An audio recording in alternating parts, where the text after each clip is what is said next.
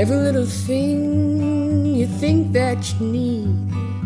Every little thing you think that you need. Every little thing that's just feeding your greed. Oh, I bet that you'd be fine without it.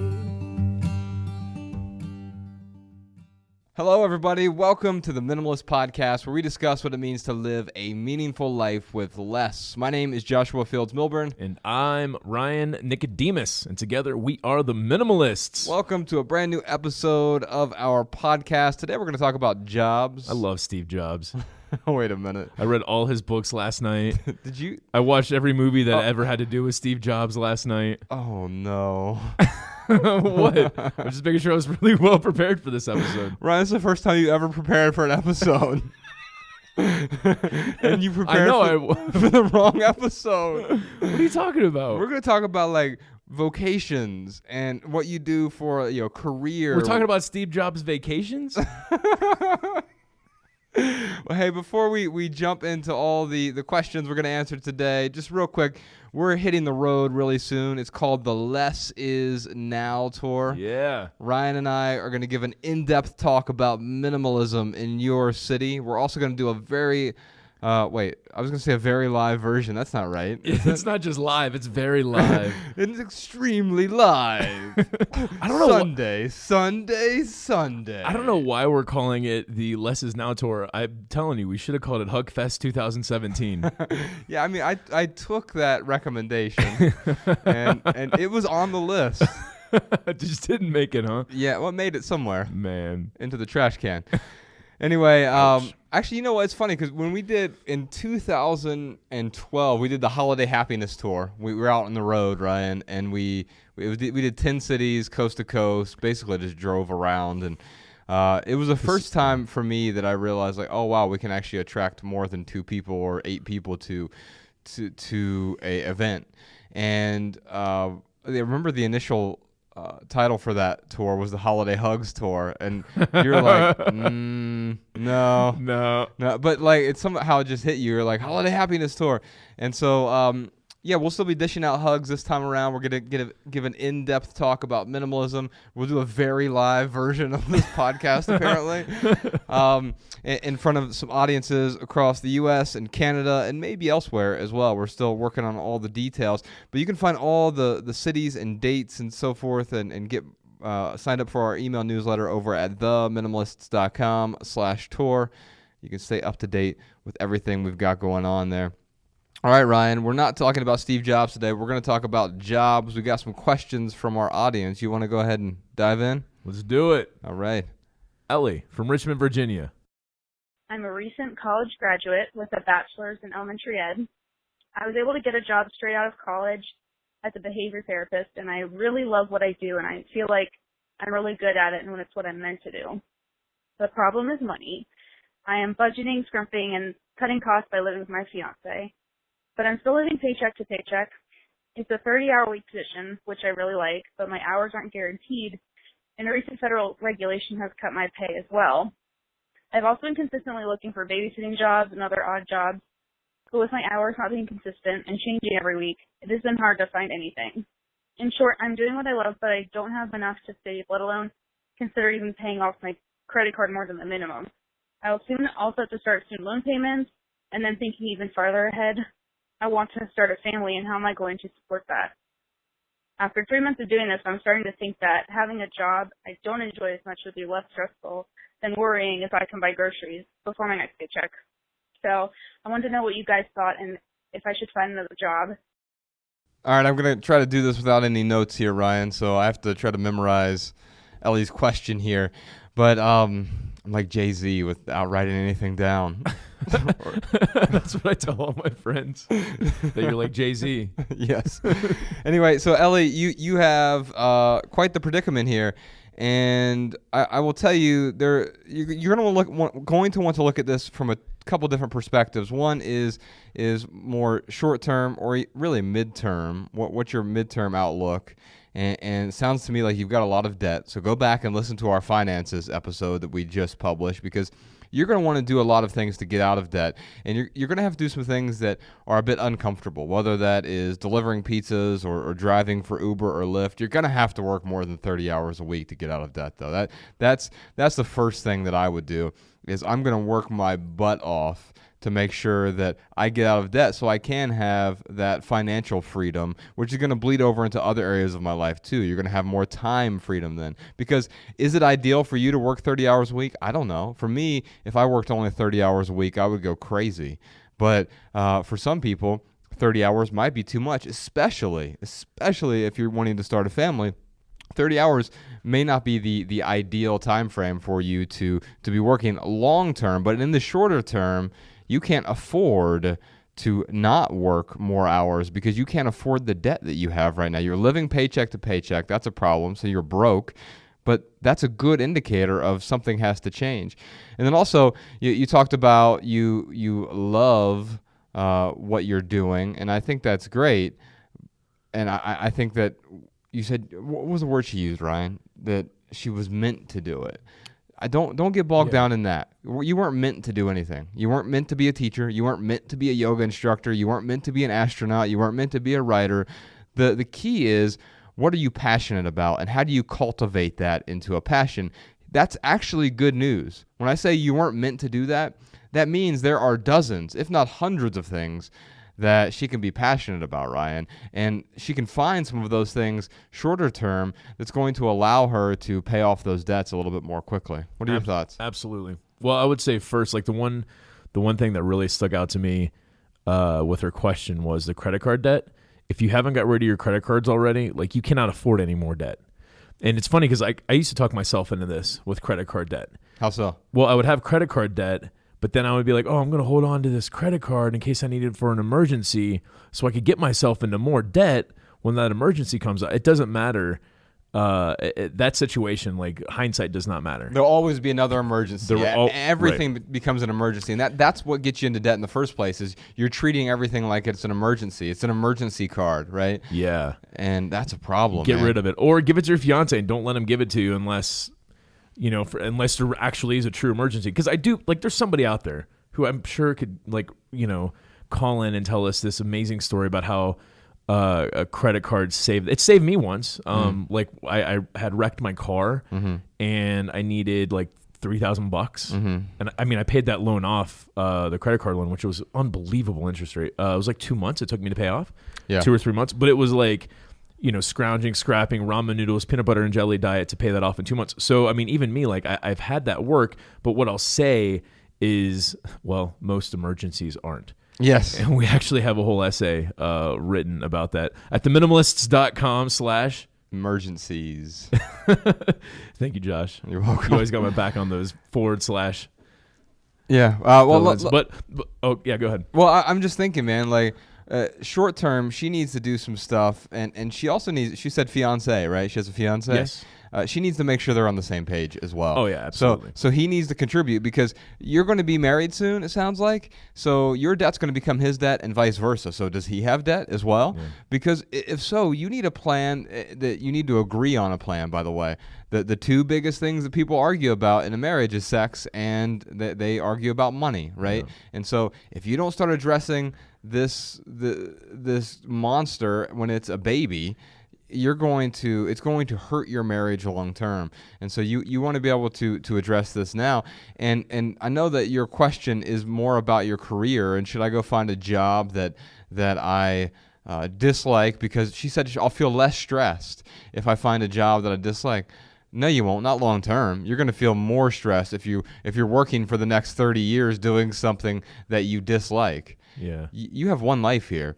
And it's your opportunity to be able to create that. And the best way for you to create that is to set yourself up for success. Now, how are you going to do that? You're going to get out of debt. You're going to determine, what are my values? What am I passionate about? What are the things I can be passionate about? And then how do I cultivate that into a passion? It sounds to me, for you, that could potentially be a family. It could potentially be teaching where you're at. And if that's what you're passionate about, give it your all, whether that's 30 hours a week, 40 hours a week, whatever.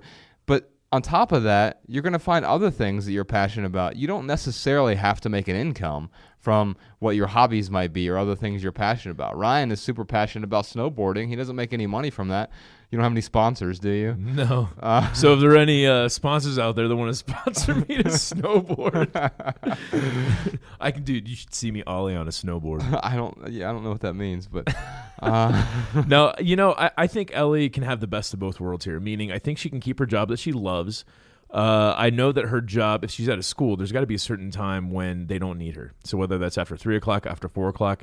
So yes, whether it's a Lyft or Uber or delivering pizza, something that she can get a job doing after those hours that she is required to be available. you can make up to $35 an hour on some of those services. That's crazy. I mean, that's $70,000 a year. Yeah, that's really good money. Now, Wow. You're not going to make $35 every hour, but you're also working for yourself. You get to determine your own hours. What does that mean? In the short term, I'm not one of these guys who says, you just really need to get out there and hustle and you're going to make money and hustle.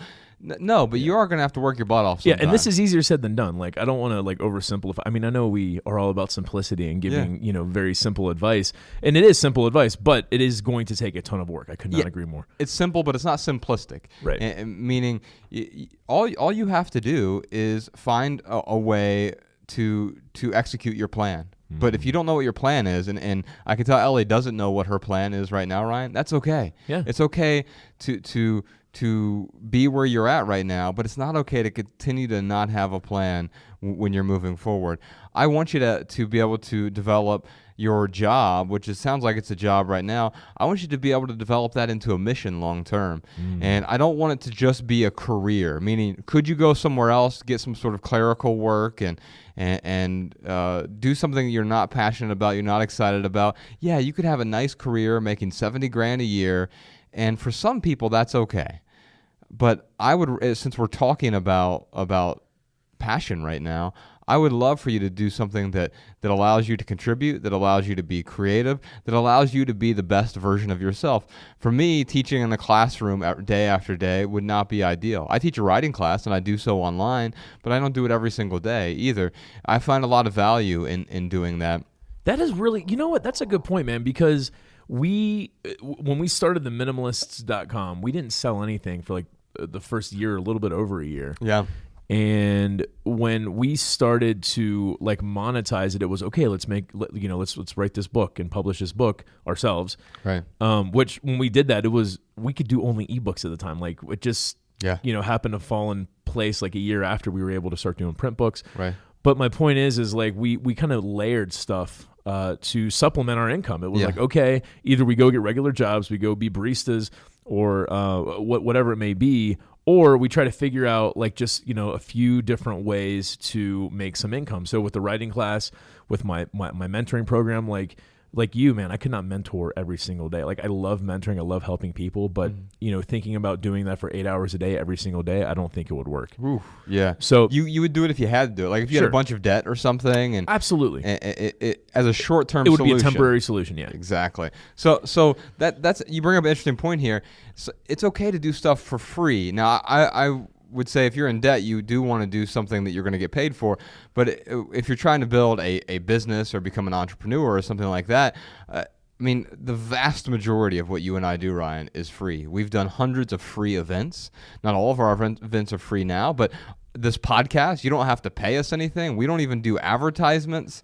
You can donate if you'd like, but it's free content that we put out there. In fact, I hate that word content because I want meaningful creations. Right. And so we'll often re-record podcasts if we don't feel great about it, or whatever we're doing, the essays on the website, the social media, we find ways to add way more value.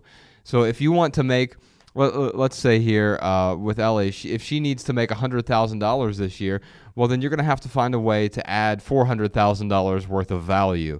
Because if you can find a way to add $400,000 worth of value, you will be able to make $100,000 eventually. Not that's a magic number that's going to solve everything. It's not. It depends on how much debt you have. I know plenty of people who make six figures a year who are broke, man, who can barely afford their mortgage payment, who are getting Verizon notifications because they're getting ready to shut their cell phone off because they haven't paid their bill. There are people who make ostensibly a good amount of money, but are spending it poorly, and it's because they don't have a plan. I don't want to turn this into another finances episode here. You can go back and listen to that, but I think for Ellie, what she's going to need to do is she's going to need to identify what are her values, where does she want to be, how long is it going to take her to pay off that debt, and then what is she passionate about, and how is she going to cultivate that into a passion? Another thing to keep in mind, Ryan, is the average person now changes careers, not just jobs, changes the career, the focus of their career 7 times over the course of a lifetime now. Wow. So it's no longer where you had a factory job that you worked 30 years and you got your pension and then you're done. No, you might have a factory job. I mean, you might have a factory job, and then you go work at a restaurant, and then you start your own business, and then you go work for a corporation. I mean, over the course of a lifetime, you're going to make 7 different changes if you're like the average person here. And so, wow. The first thing I think of is like, there's got to be, the TV has to be blamed for that somehow. Like changing channels, like now we're changing jobs. It's crazy. I think that's part of it, but I think the bigger part is industries are changing. There's no such thing as a 30-year factory job anymore. Yeah, that's true. I mean, it doesn't exist in this country, right? Yeah. Manufacturing has moved to Foxconn. There's 400,000 employees in one building, and at Foxconn, and by the way, they manufacture far more efficiently than we ever had. Now, there's also problems with slave labor in many of these places. I'm not saying at Foxconn in particular, but at some of these places. But even if you just have inexpensive labor, they've also found ways to be far more effective with what they're building. And so many of those jobs, the vast majority of those jobs, are not going to come back to this country. Just like there used to be milkmen, and there aren't milkmen anymore, and that's okay. And you know what? Eventually, there's not going to be a need for Uber drivers. There's not going to be a need for truck drivers, probably. Yeah. And that's unfortunate for some people, the 2.5 million truck drivers that are in this country. They're going to have to find something else once we have these autonomous vehicles who can drive themselves and drive us somewhere. But in the meantime, there is a need for that. Just like at one point, there was a need for a milkman. And so if you're going to be a milkman today and a truck driver tomorrow, eventually any of those things are going to go by the wayside. And we have to be willing to adapt and change with that environment. Otherwise, we're just going to get left behind. Yeah. Can I talk about a job idea I had that I think anyone out there who's like looking to pick up some extra work? Sure. So last night I was trying to order some of these like supplements that Mariah was recommended from her doctor. Okay. And of course I go to like Amazon and Google them. What's happening on Amazon is like people are going to, for example, these specific vitamins. If you go to the website, you can get them for $35. Yeah. If you go to Amazon, you can get it delivered in 2 days, but you pay like $50 or $54 or something. I mean, it's almost close to twice or 150% of what the cost of the vitamins are from the website. But there is a luxury factor there, right? Like people are paying to get it within 2 days.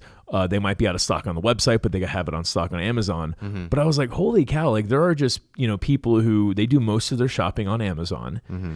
And I've seen it before with a couple other products where people just buy up a bunch of product and then they resell it on Amazon for Absolutely. a percentage more.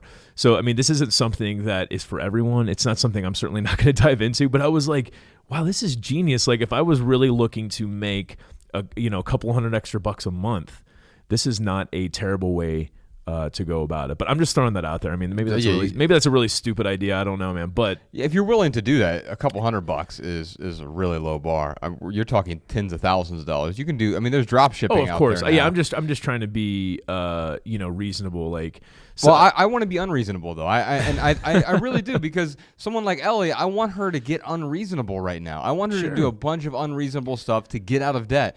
Because reasonable is the 30-year mortgage. Reasonable is a 6-year car loan. I would viscerally disagree that a 30-year mortgage is reasonable. But what I'm I saying, agree with you, I guess in approach our culture. Okay, I guess the word reasonable. I guess what I'm trying. The word I meant to use was approachable. Maybe that's what I meant. Something that sounds like she can do it without Yeah, if I was to tell her you can make $10,000 a month off of Amazon, it's possible. Yeah. Absolutely unreasonable. Doesn't sound really approachable. Yeah. I guess what I'm just trying to give some approachable advice. I have more faith in Ellie than you do. I think she can get out of debt quicker than that.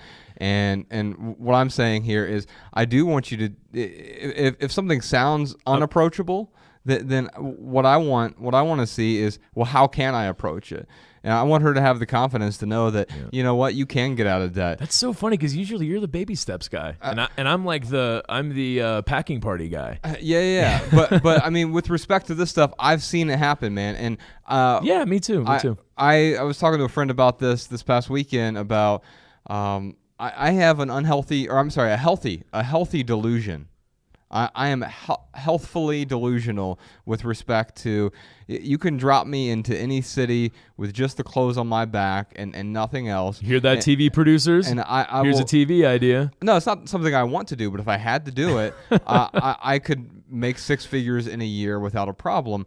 Now, I would probably have to compromise certain desires of mine. So I'm not interested in earning six figures a year now. Like that's not my goal, right? If someone shows up with a bag of $1 million tomorrow and says, "Here, you guys can do whatever you want with this money. There's no strings attached." That's great. I'm not allergic to money, but I no longer need to make a certain amount of money. And I think what's important for someone like Ellie or just anyone who is listening to this is, yeah, you do have to get a little bit unreasonable right now. Unconventional, I think, is the word I would use. Yeah. But I guess in our society, that word, well, that's just not reasonable to leave your job, or it's not reasonable for you to take on this new project. It's not. We hear this all the time, and what people, the doubters, are saying to you when they say that is, it's not reasonable for me, right? And I'm scared. And you know what, Ellie, we all get scared. You know what? I left my corporate career 6 years ago this month, and was it terrifying? Yes. You know what was more terrifying?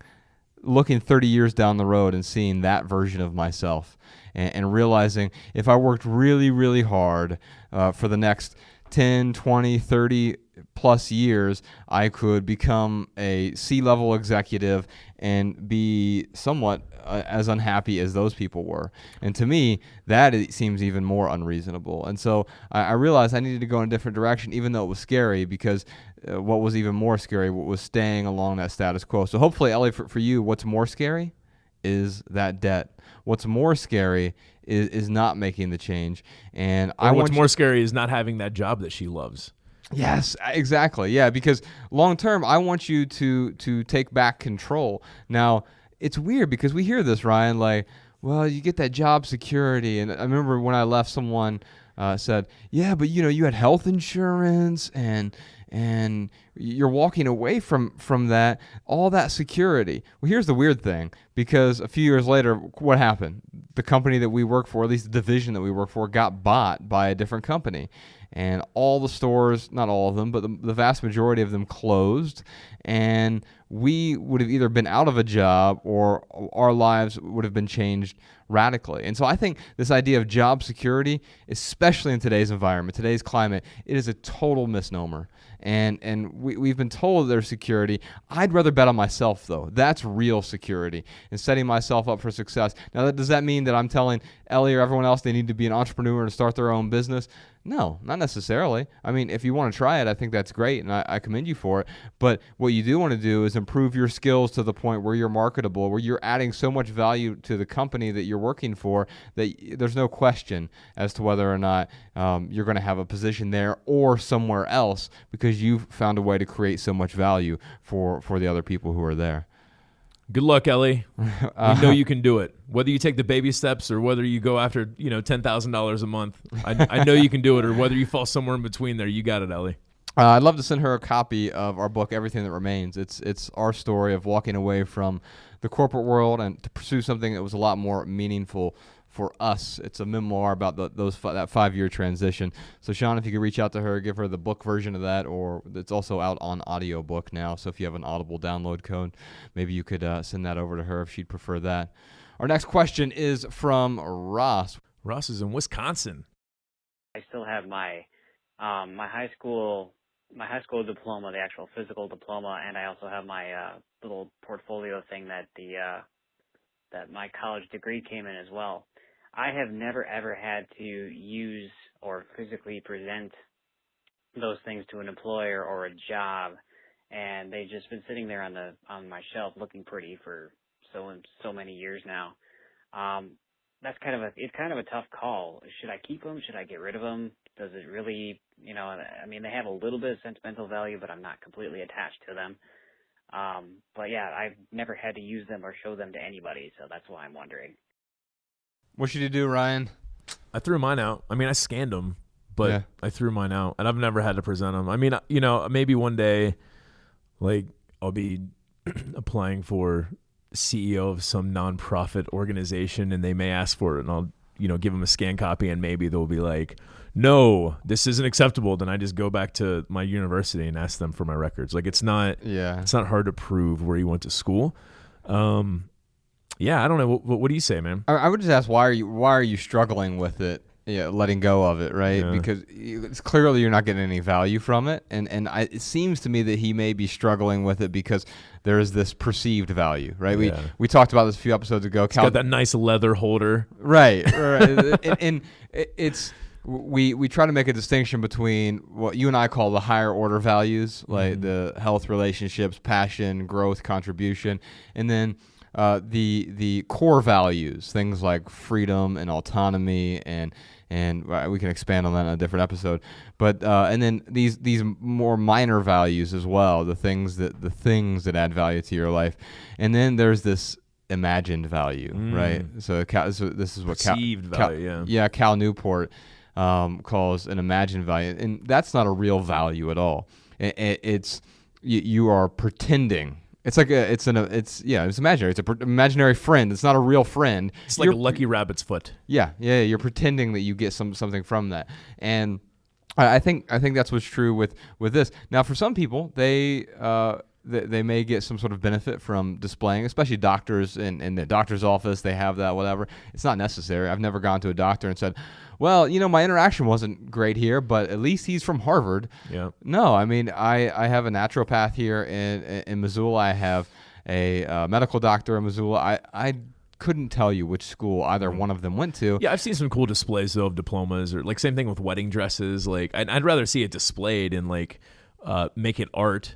Yes. Rather than just sitting in a box somewhere. That's an interesting idea. So so the question is, if you're going to hold on to it, what can you do with it that would make it unique? Yeah. Right. So how can you turn that into an art project in a way? Like, can you shred it in a way, and then I mean, I don't know if you shred it and then do something with it artistically, like, and to make a statement like, I don't need this, and I'm going to display the fact that I don't need this, which would be that's a very postmodern sort of way of doing it. But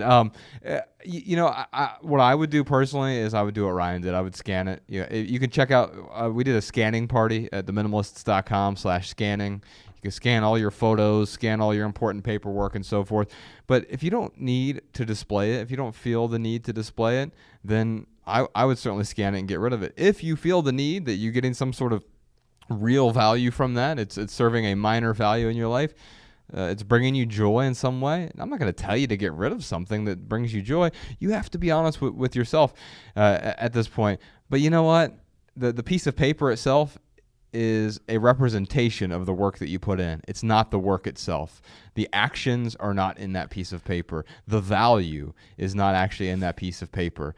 You can say you went to Dartmouth or wherever you went to school, and I don't know why Dartmouth just popped into my head, but it's been your lifelong dream to go to Dartmouth. Yeah, I don't even know where that is.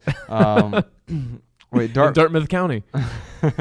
There's Dartmouth is a city next to Halifax. Is it? We did a tour stop there once. Interesting. I don't know if Dartmouth College is also in Nova Scotia, but anyway, just because you went somewhere, the experience you had is not necessarily represented by that piece of paper. Yeah, and it's hard to discern between those two. But yeah, at the end of the day, like, the memories, are not in that diploma. Right.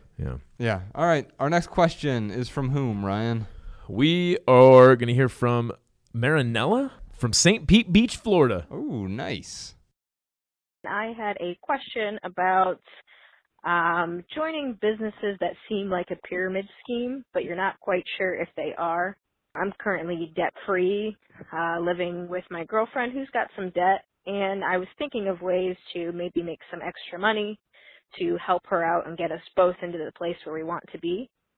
And a friend of mine kind of pitched this idea of working on her team and purchasing items that we were going to, quote unquote, buy anyway, unquote, and we might as well buy them and make money while doing so.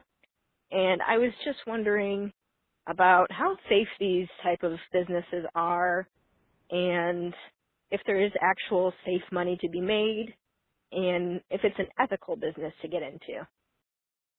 Marinella, I will give you the answer for $19.99. But the beauty is once you get that answer, you can then sell it to your friend for $19.99. Yeah, if you get 5 friends and sell it to them, we'll split that with you. Oh, that's horrible. No, I could. So let me just say, Ryan, that if it sounds like a pyramid scheme, it's probably is. Now, a pyramid scheme. I will say that there are like Mary Kay, for example. Okay, Uh-huh. I have seen women or men get involved with Mary Kay and like get the pink Mustang. Like I literally have a friend whose wife like just started doing it on the side. Yeah. And she made tons of money. Sold so much product where like, yeah, she got this free pink Mustang. And, I don't know what I would do with a pink Mustang. Probably just sell it or get donated or something. But my point is like, yeah, you know what? Those pyramid schemes, yeah, certainly like they could work, but there's a high risk there. I've seen way more people get involved with this type of stuff and it not work for them. Yeah. So is it possible? Sure. Right. But I don't think it's plausible to get involved with something like this to look at it as a really, really good secondary income. Now, could I do it? Sure. I could sell anything, but right now in my life, like I wouldn't go out on my way to sell something I didn't believe in. So that's the other thing too you got to consider, Marinella. Is this a product that you truly believe in? Yeah, what are you passionate about, and does that align with your values and the person you want to be? Because here's the thing: if I commend you for wanting to take this entrepreneurial spirit right now, but I would channel that in the most effective way. Now, what Ryan was talking about earlier is just e-commerce. I mean, there are ways for you. Sure. I actually listened to a really good podcast. Sean, you know Tom Woods.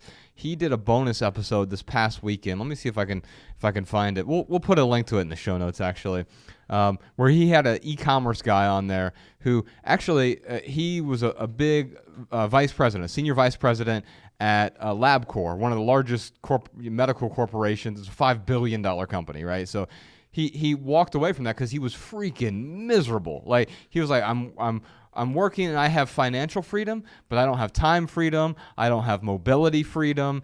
Basically, he wasn't able to align his actions with his values. Even though he had this sort of financial freedom, he said, I can't do this anymore. He walked away from it, and he started an affiliate marketing business online, and he's really transparent about it. And he made ridiculous money online, way more than most people. But he was really transparent about, like, here's how much money I'm making. He made, I think it was over $1 million in the first 9 months doing affiliate marketing. But then that business changed, and he stopped making, like, I don't want to say he went broke. He didn't go broke, but that he stopped earning revenue because the world of 2011 is gone, and affiliate marketing, while it can still work for some people, generally is not the same thing it was in 2009, 2010, 2011, and so that business model no longer worked for him. It's just like bands who used to get all their following on MySpace. If you were to try to continue that same model, that's not going to work for you today. You're still in my top 5, Millie.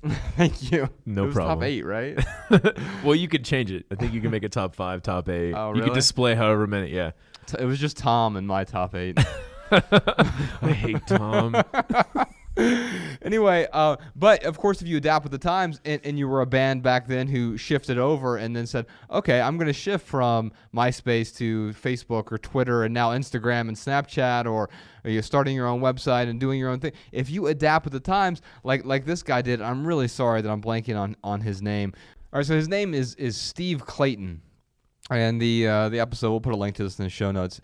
It says entrepreneur leaves high salary job he hates and became a master of e-commerce. So going back to that, he did the affiliate marketing for a while and made good money. That all dried up, and he's like, well, wait a minute, I can make money doing e-commerce stuff. Meaning, it's like you and I worked in retail. In order to open a retail store is really expensive time-wise because you have to open up the shop for 40 to 80 hours a week, whatever the retail hours are for what you're trying to do. But it's also expensive because you have to have a storefront. You have to pay rent and utilities and employees every month. But it's also expensive because there's a huge capital investment as well. You have to buy inventory. Yeah. And you can't really test inventory because if you're like, I'm opening a store for teens to sell them whatever tchotchkes teens buy. Teen tchotchkes, patent pending. And that's really expensive. You can't say, well, now I want to test something for 38 to 55-year-old females. You can't really make that shift because your store is catered to a particular audience. But now with e-commerce online, there are a lot of ways for you to tackle that a little bit differently. The question is, can you find something that aligns with your interests and doesn't go against your own values as an individual, right? And if you can do that, then you can find a way to probably make a living online if that's the route you want to take. The pyramid scheme route, though, you got to just be really careful. Whenever I hear something that is multi-level marketing, whenever I hear we sell products, but you can also get your friends to sign up, that Clark Howard sort of bells start going off, as podcast Sean said during the voicemail was playing. He just heard the Clark Howard does a radio show where anytime there's a scam, like he just starts playing like the sirens. Fraud alert. And am I telling you that it's definitely a fraud? No. Is it likely a pyramid scheme that's going to waste your time and money? Because here's the thing. Let's say you even make decent money from it. Like, okay, money. It's a nice little side hustle or whatever. That's okay. But could you have more effectively spent your time doing something else that you're interested in, that you're going to grow on your own? As Ryan alluded to earlier, when we started the Minimalists.com, it was not to earn a full-time income. We were both in the corporate world, and we just want to put something out there for free. So my question would be, if you're already working and you have a full-time gig right now and you want to start your own thing, what can you do that's going to add value to a bunch of people's lives for free? And how can you use that platform to get really good? Maybe that's using social media. Maybe that's starting a podcast. Maybe that's starting a blog. If you want to see exactly how we started our blog, like the entire soup to nuts process, you can find that at theminimalists.com/blog. And that's what we did. But eventually people started asking. We were adding so much value. Hey, when are you guys going to write a book?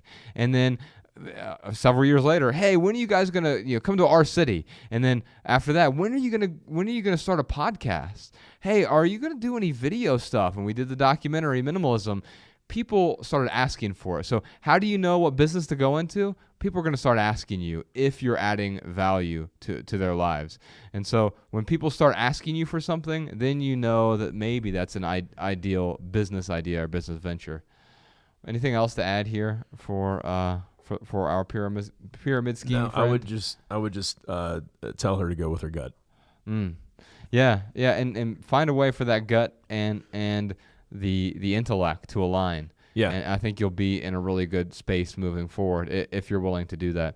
So we'll put a link to that and a bunch of other things in the show notes that we've talked about today. I think we should probably move. Actually, before we move on, if someone else has a comment or tip about jobs, about their career, about entrepreneurship, then leave us a voicemail, 406-219-7839. We'll air our favorite comments and tips on the next episode.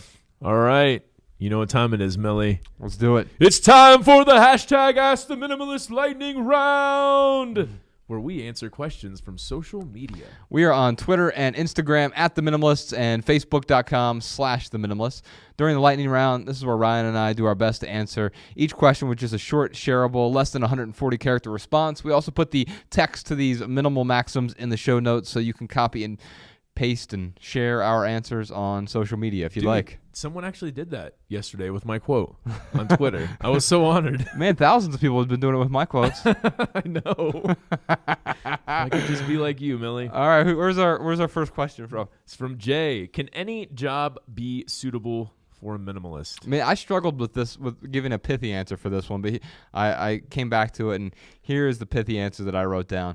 A vocation that matches your short-term actions with your values is ideal. I'd agree with that. I mean, obviously, you want to aim for long-term values, long-term beliefs, but yes, if you have to get a job, I totally, to pay the bills, I totally agree with that sentiment. Yeah, but I guess what I'm saying there, and this will go back to the questions we were answering earlier, is you don't want to do something that doesn't align with your values. If it's not the person you want to be, you don't want to compromise who you are, especially long term, but even in the short term.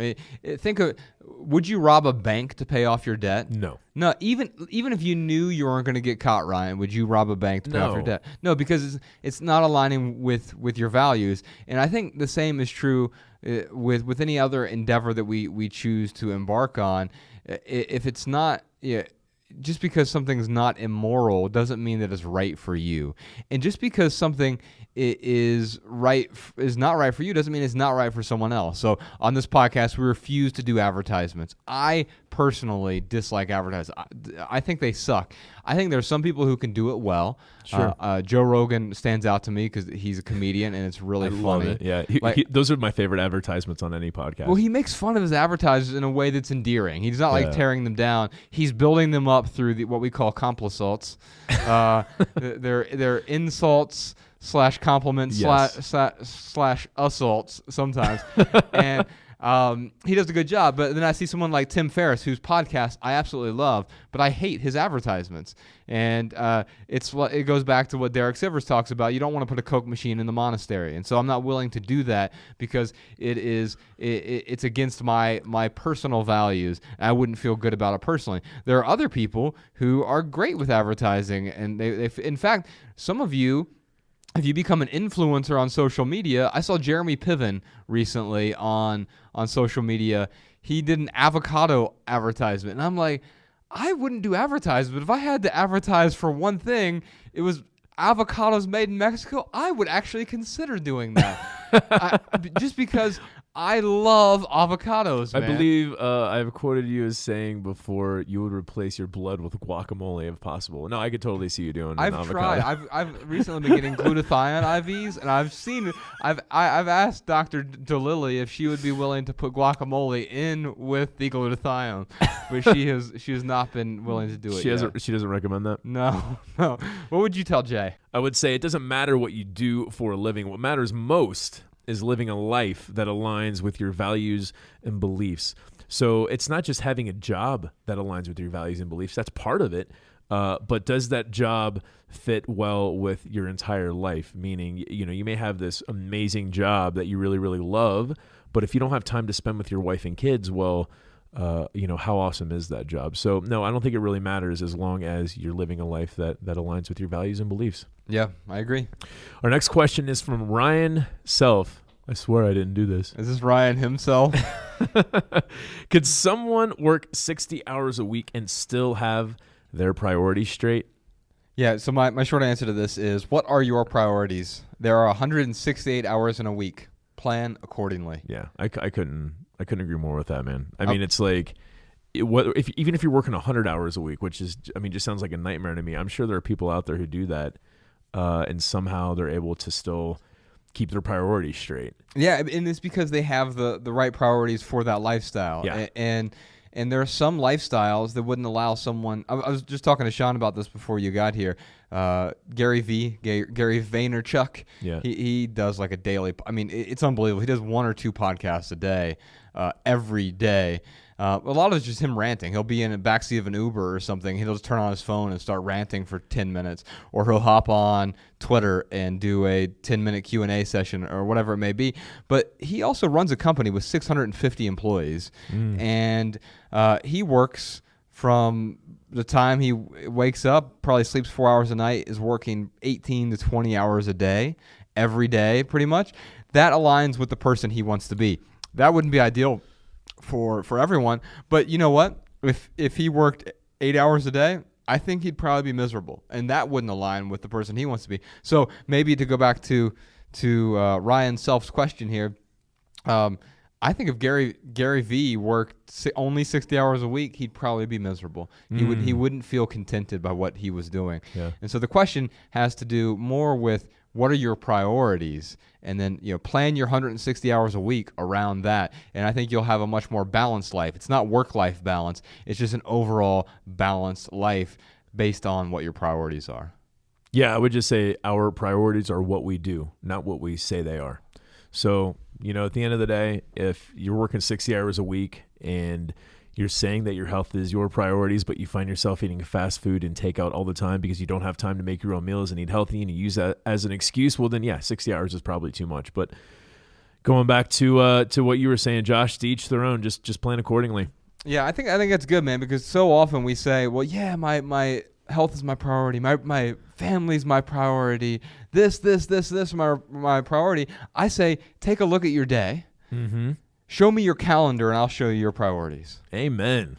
All right, what's next? Sam, do you leave a job that you love if you want to move out of state? Yeah, so my short answer to that is consider your values when making life-changing decisions. So for me, one of my values is mobility.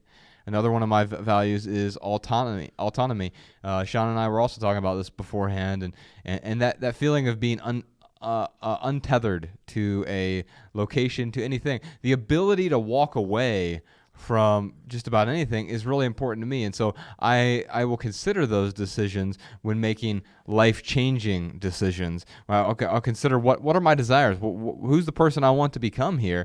And I need to plan around that. So do you value being, I don't know where you want to move, Sam, but are you going to value that? Does it align with the person you want to be? And does that allow you to be the best version of yourself?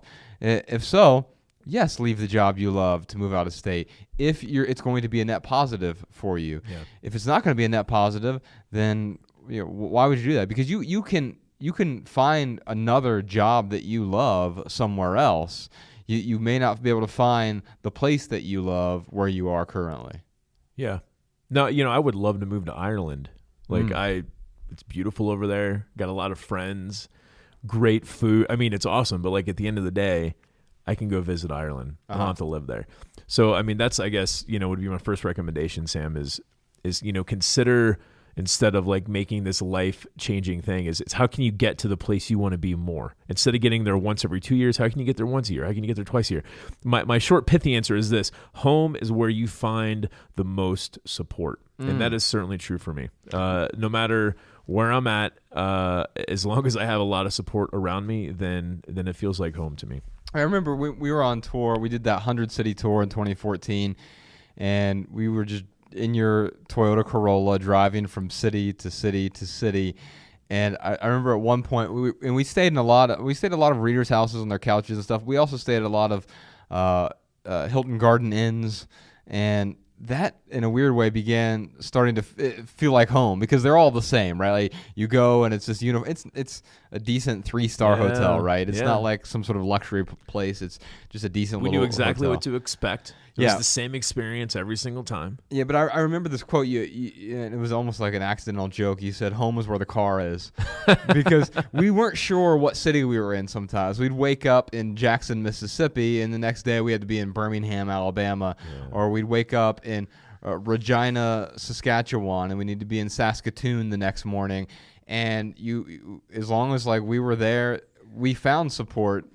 We found support in those cities, even though for a short period of time. So we had to get, even though traveling that long was really uncomfortable, we had to force ourselves to get comfortable for that period of time, because it allowed us to pursue what was valuable to us at the time, which was getting out there, growing our message, our platform, but also contributing to the world in a way we hadn't contributed before. So, dude, looking back on that, there's no way I could have done that by myself, man. If it wasn't for your support, man, if it wasn't for us, having some comedy breaks in between tour stops. Yeah. or for the support dude, there's no way I could have done it for sure. No, it was a great experience, and it's not. And again, it's not.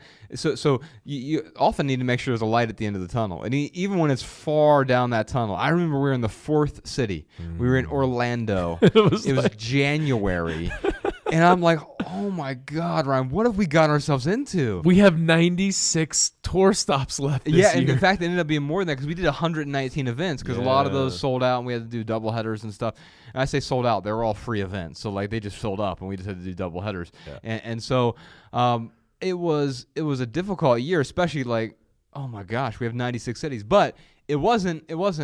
Oh my gosh, this is going to go on forever. That is true despair. Where if I was like, we're 4 cities in, and this is never going to There's end. no way out. Yeah, that would feel like despair. But instead, because there were 96 cities, I'm like, well, let's hop in head first. Let's really embrace this. And so wherever you are, maybe it's that job that you love, maybe it's a job that you hate. How can I embrace this for the time being if I see the light at the end of the tunnel? All right, next question, Ryan. Our last question is from Cheyenne. She wants to know, what is the best way to negotiate a salary? She says she often gets intimidated to ask for what she wants financially and ends up settling. Well, I hate that word settling. Yeah, we me talked too. about this on our Friends podcast episode or two ago. That word settling means dying, right? The dead thing settled to the bottom, right? So be careful with, if you feel like you're settling, then you want that to be a warning sign to head for the hills, right? So what I'm going to tell Cheyenne with my maxim here is, you will never have to settle if you add considerably more value than you're worth. So Amen. I went back a moment ago and said, if you're adding 4 times as much value than what you want, so if Cheyenne, if you want to make $40,000 a year, the question then is, how can you add $160,000 worth of value to that company? Can you take on some additional projects? Can you show them that you're going to add way more value to their bottom line? I think, Ryan, back into the corporate world, the last time I ever interviewed for a job, I think I was 21 maybe.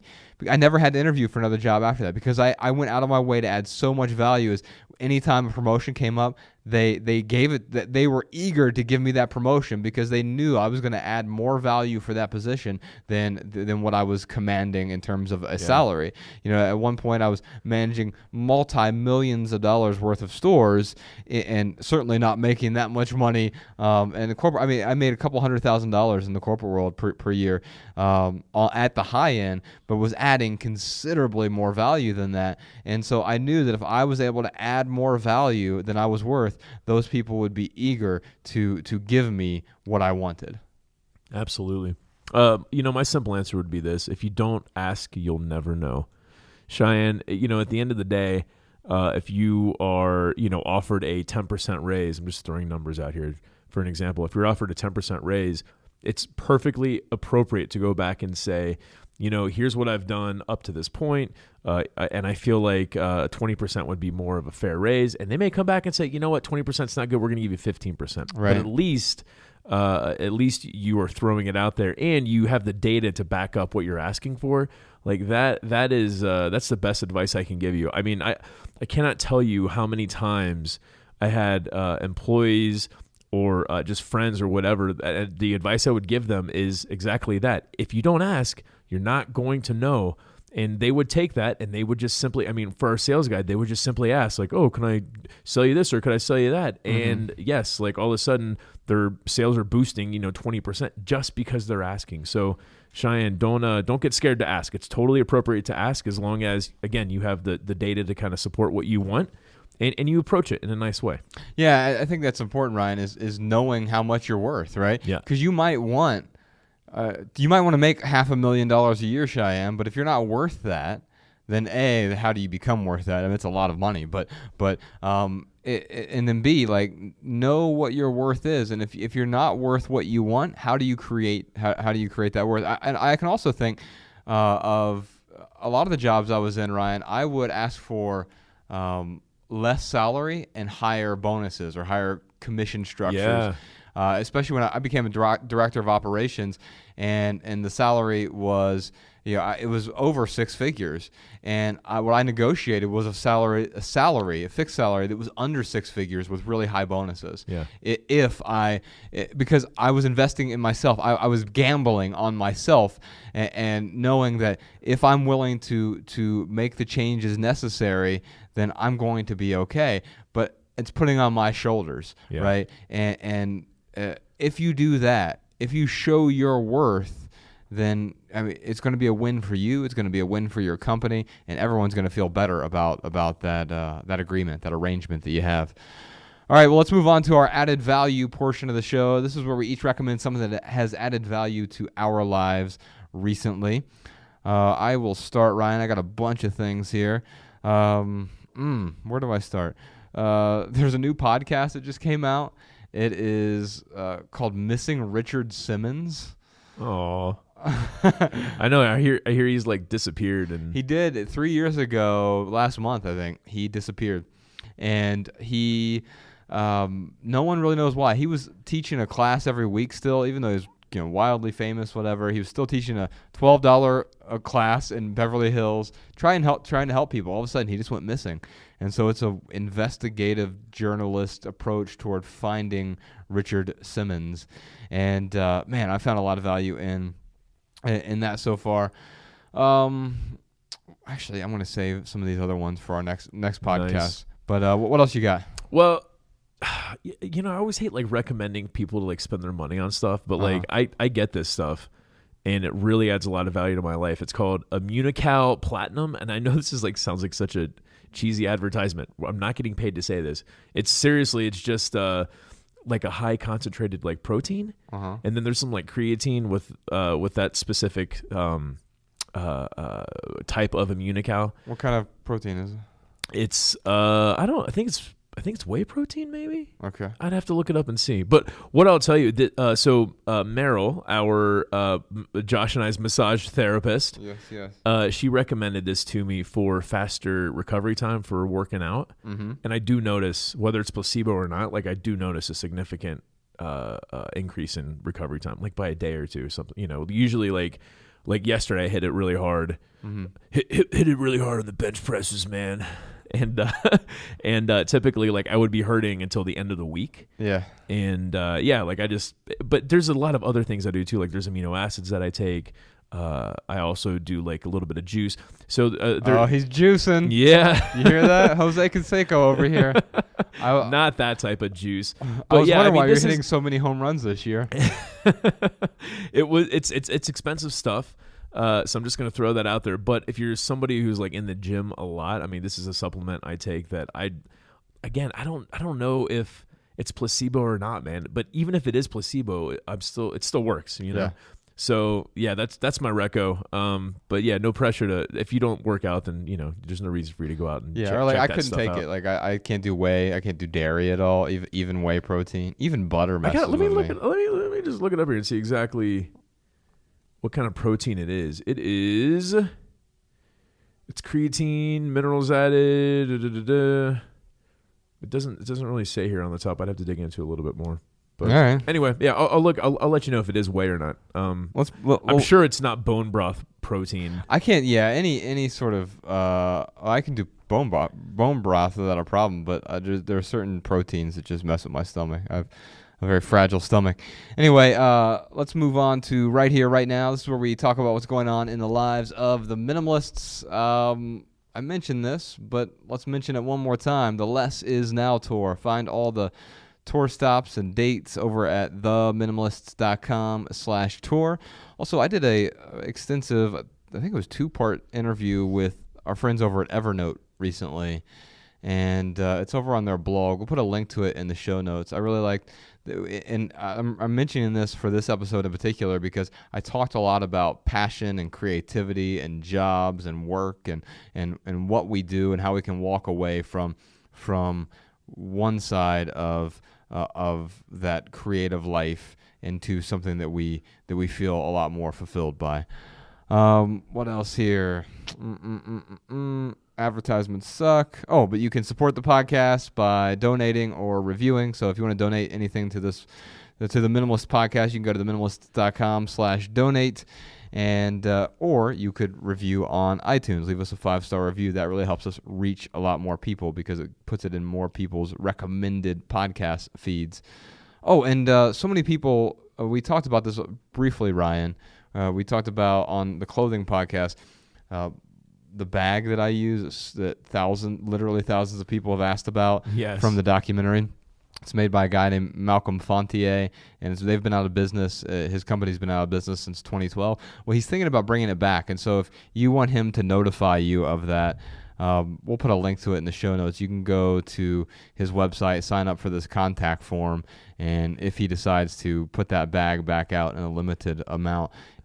If there are 100 people out there who really want this bag, I promise that 99 of them don't need it. Yeah, it's interesting. Like, if you really need a new bag, then it's the best bag I've ever used. But you probably don't need a new bag. No, just keep that in mind.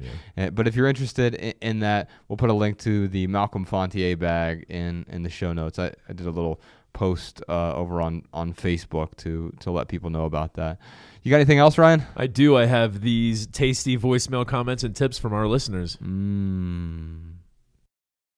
Hi, Josh and Ryan. My name is Chris Urban, and I'm a computer tech calling in from Chico, California.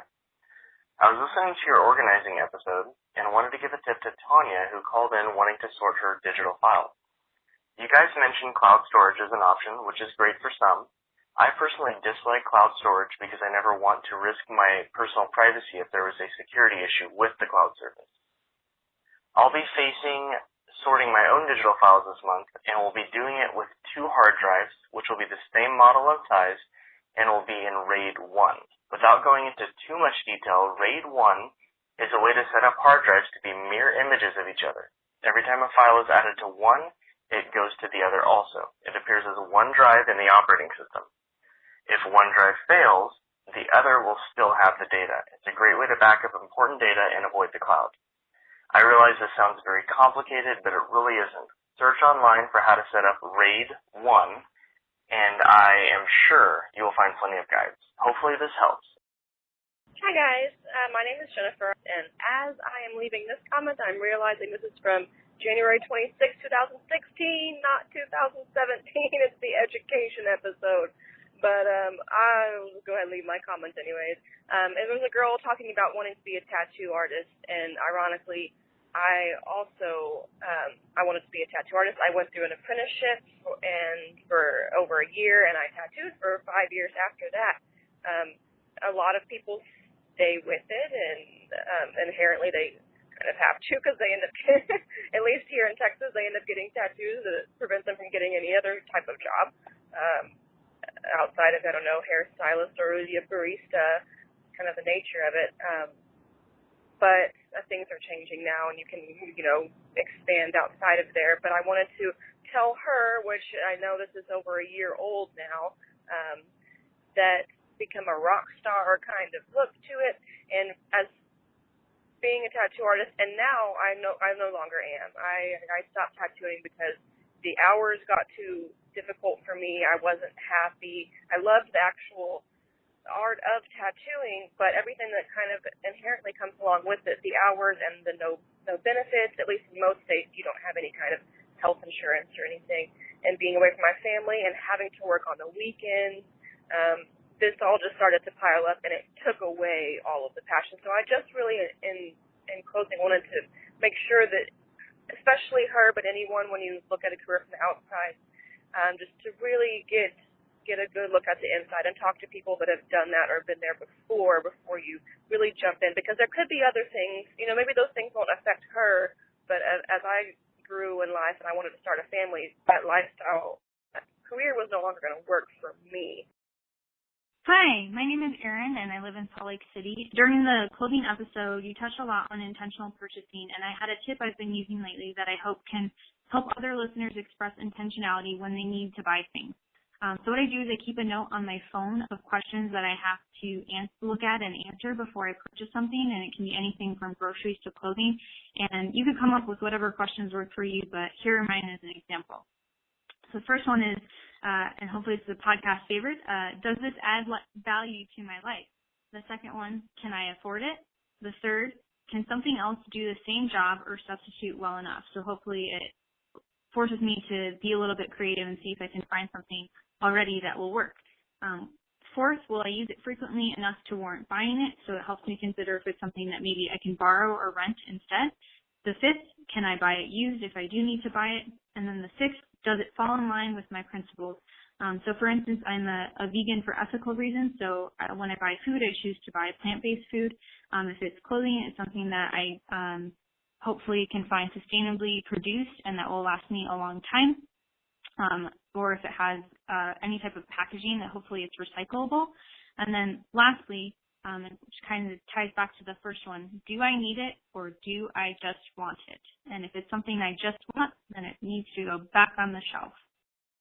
All right, y'all, that's it for this episode. If you have a question for the Minimalists, give us a call, 406-219-7839. And if you leave here with just one message, we hope it's this: love people and use things, because the opposite never works. Thanks for listening, y'all. We'll see you next time.